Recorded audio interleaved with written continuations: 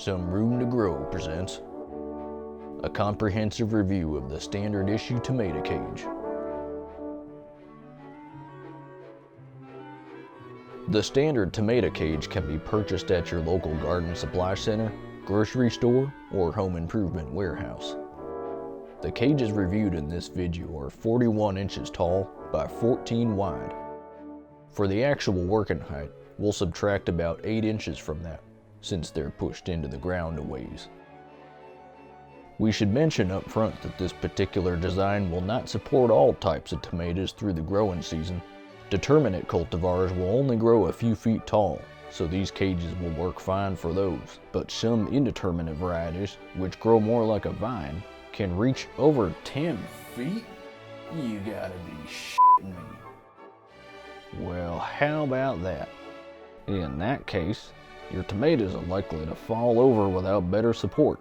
Let's have a look at a few examples in the garden. This here is an indeterminate cultivar bearing large fruit.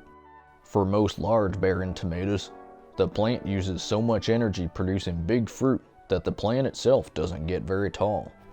This cage has done a fine job supporting a tomato of this variety. Nice work, son. Smaller varieties, on the other hand, have more energy to spare for foliage growth, so they tend to outgrow these cages by early to mid-summer. These Sun Gold cherry tomatoes, another indeterminate variety, are trying to take over the world. They found these cages to be rather insufficient.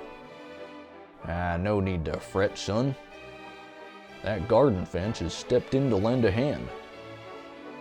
The stems have bent and cracked a little, but all in all, you got pretty ding-dang lucky. Thank you, Mr. Fence. Or is it Mrs. Fence?